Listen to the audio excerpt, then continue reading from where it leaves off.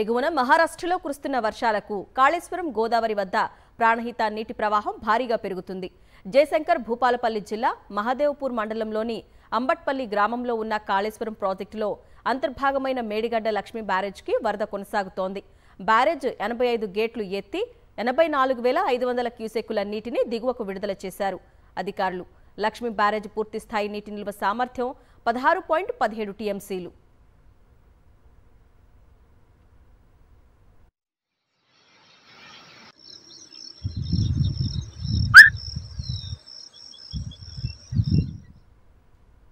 మహబూబ్నగర్ జిల్లాలోని జూరాల ప్రాజెక్టుకు వరద ప్రవాహం కొనసాగుతోంది. అధికారులు 10 గేట్లు ఎత్తి నీటిని దిగువకు వదిలారు. జలాశయానికి ఇన్ఫ్లో 1,10,000 క్యూసెక్కులు ఉండగా అవుట్ఫ్లో 1,08,78 క్యూసెక్కులుగా ఉంది.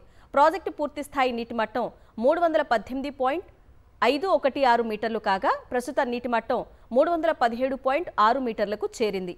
జలాశయం పూర్తి స్థాయి నీటి నిల్వ సామర్థ్యం 9.657 టీఎంసీలు కాగా ప్రస్తుత నీటి నిల్వ 7.85 టీఎంసీలకు చేరింది. జూరాల ఎగువ దిగువ జల విద్యుత్ కేంద్రాలలో 11 యూనిట్లలో విద్యుత్ ఉత్పత్తి కొనసాగుతోంది.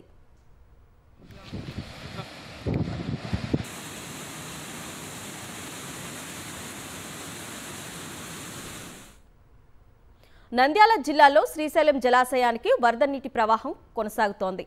ప్రాజెక్టుకు ఇన్ఫ్లో 98,290 క్యూసెక్కులు ఉండగా అవుట్ఫ్లో 67,318 క్యూసెక్కులుగా దిగువకు వదులుతున్నారు. జలాశయం పూర్తి స్థాయి నీటి మట్టం 885 అడుగులు కాగా ప్రస్తుతం నీటి మట్టం 875.90 అడుగులకు చేరింది. ప్రాజెక్టు పూర్తి స్థాయి నీటి నిల్వ సామర్థ్యం 215.8070 టీఎంసీలు కాగా ప్రస్తుతం నీటి నిల్వ 167.8764 టీఎంసీలకు చేరింది.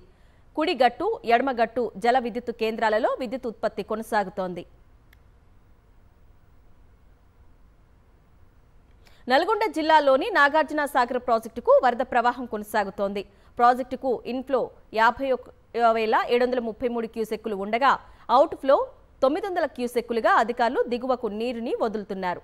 నాగార్జున సాగర్ జలాశయం పూర్తి స్థాయి నీటి మట్టం 590 అడుగులు కాగా ప్రస్తుతం నీటి మట్టం 521 అడుగులకు చేరింది. ప్రాజెక్టు పూర్తి స్థాయి నీటి నిల్వ సామర్థ్యం 312.0450 టీఎంసీలు కాగా ప్రస్తుత నీటి నిల్వ 151.105 టీఎంసీలకు చేరింది.